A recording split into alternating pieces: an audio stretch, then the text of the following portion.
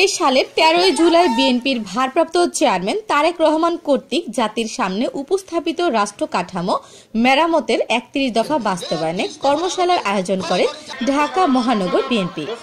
মহানগর দক্ষিণ বিএনপির আহ্বায়ক রফিকুল আলম মজনু সভাপতিত্বে ও তানভীর আহমেদ রবিনের সঞ্চালনায় অতিথি হিসেবে উপস্থিত ছিলেন ঢাকা 6 আসনের মাটি ও মানুষের নেতা কাজী আবুল বাশার, ইশরাক হোসেন সহ মহানগর দক্ষিণ বিএনপির সিনিয়র নেতৃবৃন্দ ও নেতাকর্মীরা সে সময় উপস্থিত ছিলেন।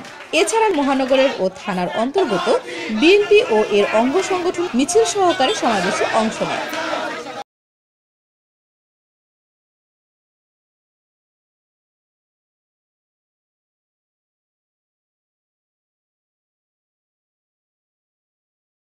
যখনই গণতন্ত্রের নির্বাচনের সুযোগ হয়েছে, এই এলাকার মানুষ ধানের শীষের পক্ষে রায় দিয়ে শেখ হাসিনার বিরুদ্ধে জনাব সাদেক হোসেন খোকাকে 32,000 ভোটের ব্যবধানে পরাজিত করেছেন। বন্ধুরা, কাজেই এই সুন্দরপুর বৃহত্তর সুন্দরপুরের মাটি, গেন্ডারিয়ার মাটি, উয়ারির মাটি বিএনপির ঘাঁটি। উপস্থিত বন্ধুরা, আমরা সকলেই সুশাসন চাই। দীর্ঘ 17 বছর আমরা নির্যাতন ভোগ করেছি, সহ্য করেছি।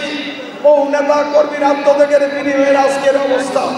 মানুষের যে ভোটের ক্ষোভ, মানুষের কথা বলার না বলার ক্ষোভ, এটা মানুষের বুকের উপর জগদ্দল পাথরের মতো চেপে বসেছিল।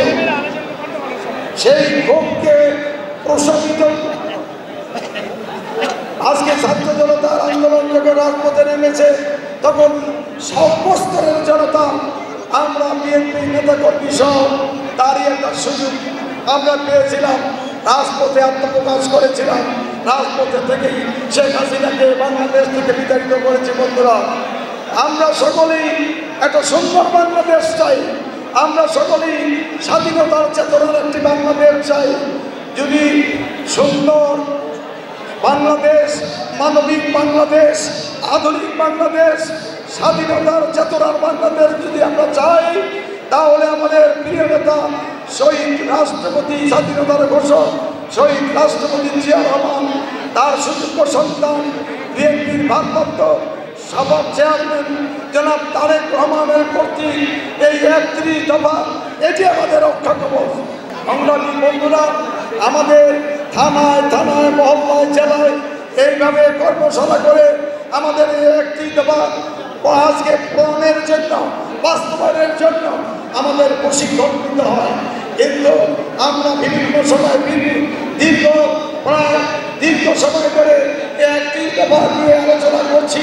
এই 31 দফা আজকে আমরা মুখে ধারণ করে আগামী দিনে সুন্দর বাংলাদেশ, গণতন্ত্রের বাংলাদেশ, স্বাধীনতার সার্বভৌমত্বের বাংলাদেশ, মানবিক বাংলাদেশ করতে চাই।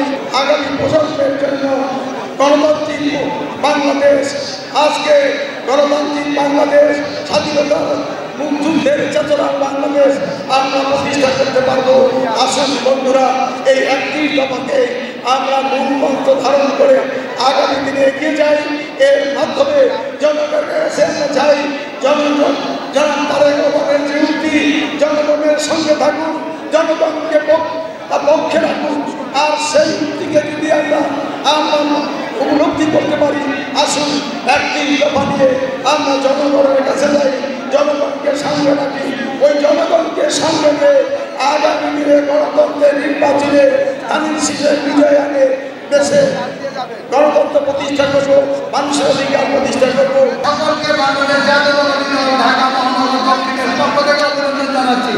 এবং আজকে আমরা যারা এই 31 দফা কর্মসূচি শুনলেন, আপনারা এলাকায় যে প্রচার করবেন, সকলকে ধন্যবাদ।